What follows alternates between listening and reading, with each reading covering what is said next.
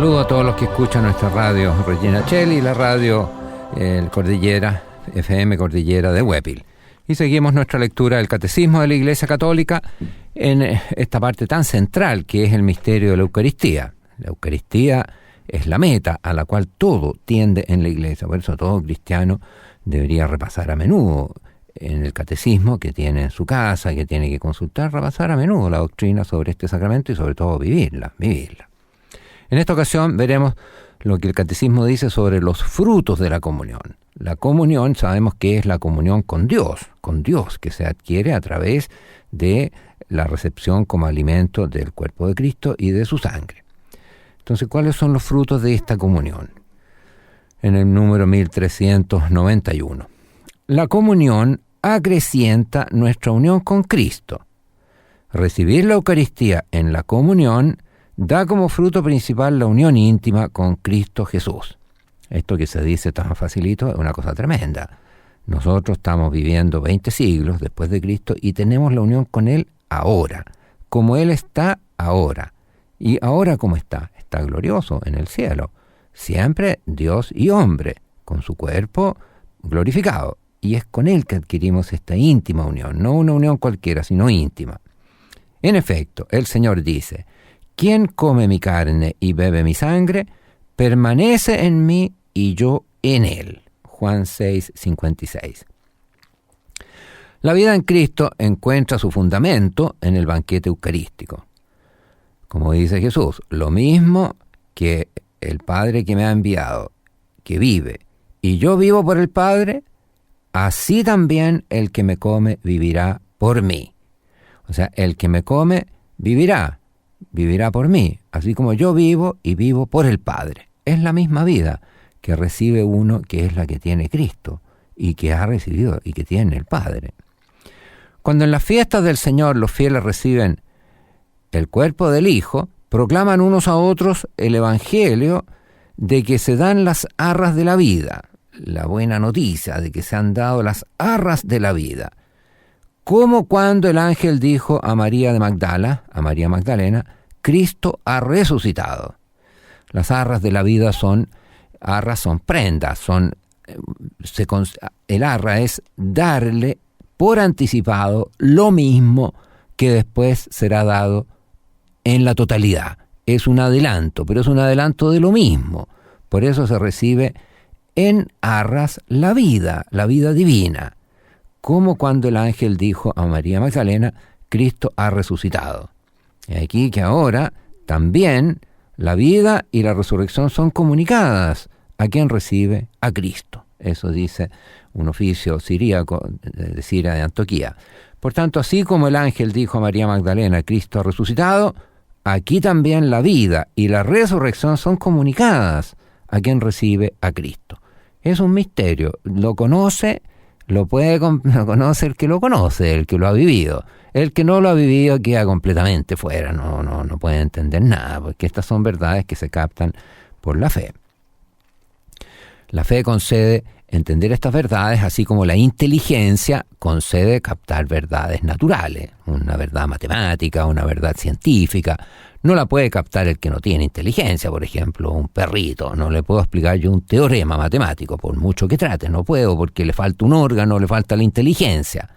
Así ocurre con estas verdades. El que no tiene fe es que estas verdades no las puede comprender, así como un animalito no puede comprender una verdad científica. Es lo mismo.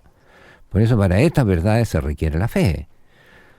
Lo que el alimento material produce en nuestra vida corporal, la comunión lo realiza de manera admirable en nuestra vida espiritual.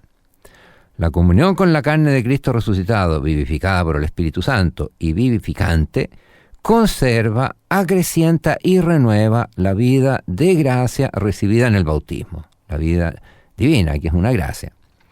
Este crecimiento de la vida cristiana necesita ser alimentado por la comunión eucarística, pan de nuestra peregrinación, hasta el momento de la muerte, cuando nos sea dada como viático. Entonces, en el momento de la muerte se llama en forma de viático, porque el viático es el adelanto, el dinero que se da a una persona que va de viaje. Por eso, vía camino, que va de camino. Se le dan los medios para que pueda recorrer ese camino sin que le falte nada. Eso es el viático. La persona cuando va a fallecer se le da la Eucaristía para este camino, que es el camino hacia la eternidad, que es el camino definitivo. Entonces se le da como viático, como lo que lo va a acompañar hasta la patria celestial, desde esta tierra hasta el cielo. Ahí se le da la Eucaristía en esa forma. Es la misma Eucaristía, pero como ya es el viaje final, ya no va a recibir otra, esa es la que le sirve para ese camino. La comunión nos separa del pecado. Este es otro fruto. El cuerpo de Cristo que recibimos en la comunión es entregado por nosotros y la sangre que bebemos es derramada por muchos para el perdón de los pecados. Por eso la Eucaristía no puede unirnos a Cristo sin purificarnos al mismo tiempo de los pecados cometidos y preservarnos de futuros pecados. O sea, el encuentro con Cristo tiene que ser la persona purificada. Por eso primero purifica a la persona. Cada vez que lo recibimos, anunciamos la muerte del Señor. Si anunciamos la muerte del Señor, anunciamos también el perdón de los pecados, porque la sangre es derramada, es decir, la muerte se produce para perdón de los pecados. Si cada vez que su sangre es derramada lo es para el perdón de los pecados, debo recibirlo siempre para que siempre me perdone los pecados. Yo que peco siempre, debo tener siempre un remedio, dice San Ambrosio en su tratado sobre los sacramentos. Como el alimento corporal sirve para restaurar la pérdida de fuerzas, la Eucaristía fortalece la caridad, que en la vida cotidiana tiende a debilitarse, y esta caridad vivificada borra los pecados veniales, los pecados leves. El pecado grave, existe un sacramento propio para esto, que es el sacramento de la reconciliación. Hay que recurrir a él antes de participar de la Eucaristía, como ya lo hemos visto.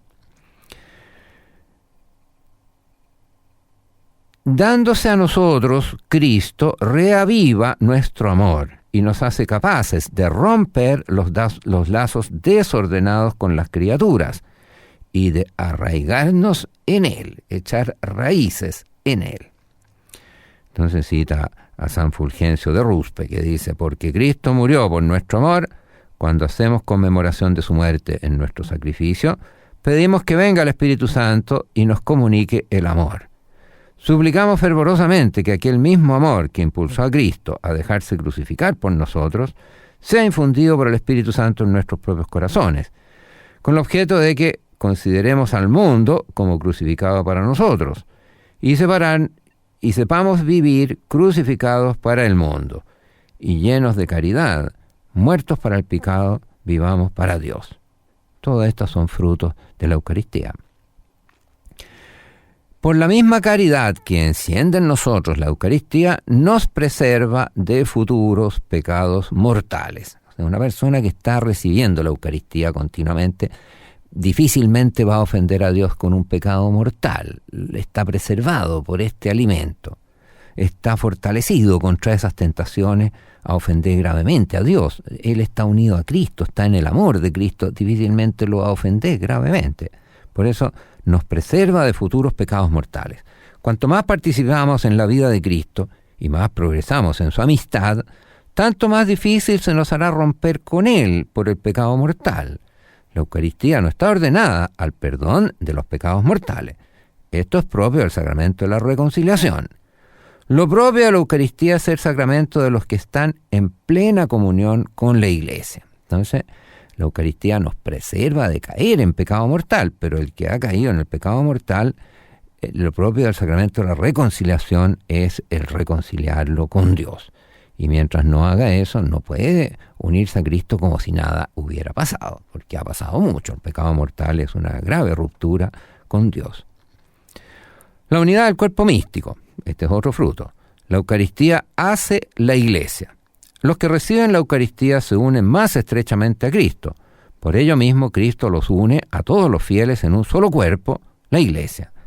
La comunión renueva, fortifica, profundiza esta incorporación a la Iglesia realizada ya por el bautismo. En el bautismo fuimos llamados a no formar más que un solo cuerpo, dice San Pablo en la primera a los Corintios 12:13. La Eucaristía realiza esta llamada. El cáliz de bendición, dice San Pablo, que bendecimos, ¿no es acaso comunión con la sangre de Cristo? ¿Y el pan que partimos no es comunión con el cuerpo de Cristo? Porque aun siendo muchos, un solo pan y un solo cuerpo somos, pues todos participamos de un solo pan. 1 Corintios 10, 16 a 17. Después cita a San Agustín, que profundiza esta misma doctrina. Si ustedes mismos son cuerpo y miembros de Cristo, son el sacramento que es puesto sobre la mesa del altar, y reciben este sacramento de ustedes. Responden amén, es decir, sí, es verdad, a lo que reciben, con lo que, respondiendo, lo reafirman. Oyes decir, el cuerpo de Cristo, y respondes, amén. Por lo tanto, si tú, verdadero miembro de Cristo, sé tú, verdadero miembro de Cristo, para que tu amén sea también verdadero. Entonces, esta es la cosa. Nosotros tenemos que vivir como miembros de Cristo y profundizar esta unión con Él. La Eucaristía entraña un compromiso en favor de los pobres. Para recibir en la verdad el cuerpo y la sangre de Cristo, entregados por nosotros, debemos reconocer a Cristo en los más pobres, sus hermanos. San Juan Crisóstomo dice, ¿has gustado la sangre del Señor y no reconoces a tu hermano? Deshonras esta mesa, no juzgando digno de compartir tu alimento al que has sido juzgado digno de participar en esta mesa. Dios te ha liberado de todos los pecados y te ha invitado a ella, y tú, aún así, no te has hecho más misericordioso. Es un reproche que dirige San Juan Crisóstomo a los que le está predicando. Entonces uno tiene que reconocer como hermano a todos los que participan de la mesa del Señor. La Eucaristía y la unidad de los cristianos, este es otro fruto. Ante la grandeza de este misterio, San Agustín exclama, O sacramentum pietatis, o signum unitatis, o vinculum caritatis. Oh sacramento de piedad, oh signo de unidad, oh vínculo de caridad. Cuanto más dolorosamente se hacen sentir las divisiones de la Iglesia que rompen la participación común en la mesa del Señor, tanto más apremiantes son las oraciones al Señor, para que lleguen los días de la unidad completa de todos los que creen en Él. Entonces, las divisiones de la Iglesia se sienten dolorosamente, porque no podemos participar en la mesa común del Señor. No podemos participar en esta mesa que es el signo de la unidad porque nosotros hemos creado división, los que seguimos a Cristo, y anhelamos que se cree pronto un solo rebaño y un solo pastor. Esto contribuye a eso la Eucaristía siendo un alimento común de todos los que participan en ella. Las iglesias orientales, que no están en plena comunión con la Iglesia católica, celebran la Eucaristía con gran amor, celebran una Eucaristía verdadera. Mas, como estas iglesias, aunque separadas, tienen verdaderos sacramentos, y sobre todo, en virtud de la sucesión apostólica, tienen el sacerdocio y la Eucaristía, con los que se unen aún más con nosotros con vínculos estrechísimos.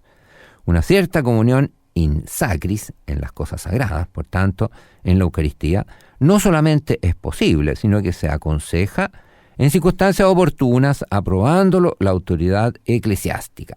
Entonces significa que un fiel ortodoxo, por ejemplo, que vive en una sociedad donde está la Iglesia católica y no tiene cómo recurrir a la Eucaristía en su iglesia y está a lo mejor en situación de enfermedad, puede ser autorizado a recibir la comunión de parte de la Iglesia católica y viceversa. Lo que todavía no se puede hacer es que se concelebren dos sacerdotes, uno ortodoxo y otro católico, porque en ese caso están poniendo, como decía, un signo de unidad y entre ellos no hay unidad perfecta. Por eso aquí dice que para hacer esta comunión in sacris, ¿no es cierto?, de los hermanos ortodoxos y nosotros, es necesario que esté aprobado por la autoridad eclesiástica. Eso dice el Código de Derecho Canónico. Las comunidades eclesiales nacidas de la Reforma, estamos hablando de los evangélicos, luteranos, metodistas, presbiterianos, separadas de la Iglesia católica, sobre todo por defecto del sacramento del orden, no han conservado la sustancia genuina e íntegra del misterio eucarístico. Entonces, distinto del caso de los evangélicos, protestantes, en fin, luteranos, porque ellos no conservaron el sacerdocio, no conservaron el sacramento del orden, y por eso no tienen la sustancia, dice aquí, verdadera, genuina e íntegra del misterio eucarístico. Por esto, para la Iglesia Católica, la intercomunión eucarística con estas comunidades no es posible. Sin embargo, estas comunidades eclesiales, al conmemorar en la Santa Cena la muerte y la resurrección del Señor, profesan que en la comunión de Cristo se significa la vida y esperan su venida gloriosa. Entonces ellos hacen una memoria, aunque no tienen la presencia eucarística. Si a juicio del ordinario se presenta una necesidad grave, los ministros católicos pueden administrar los sacramentos, Eucaristía, penitencia, unción de los enfermos, a cristianos que no están en plena comunión con la Iglesia Católica, pero que piden estos sacramentos con deseo y rectitud. En tal caso se precisa que profesen la fe católica respecto a estos sacramentos y que estén bien dispuestos. O sea, si un hermano evangélico es bautizado, porque el bautismo evangélico es verdadero, administrado en el nombre de la Trinidad, son todos bautizados.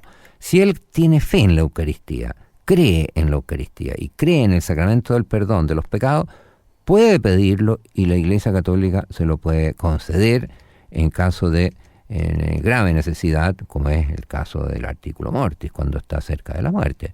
Pero es necesario, dice, que profese la fe católica respecto a estos sacramentos y que esté bien dispuesto, o sea, que esté en gracia de Dios, que no esté conduciendo una vida de pecado de la cual no se haya arrepentido. Vamos a tener aquí nuestra lectura por ahora, vamos a concluir con la bendición y ya en el próximo encuentro vamos a concluir este sacramento de la Eucaristía y a ver si lo comenzamos con los sacramentos de la curación, que son la reconciliación tan importante para disponernos a celebrar bien la Eucaristía y la unción de los enfermos. Que la bendición de Dios Todopoderoso, Padre, Hijo y Espíritu Santo, descienda sobre todos los que escuchan la lectura del Catecismo y quede con ustedes para siempre.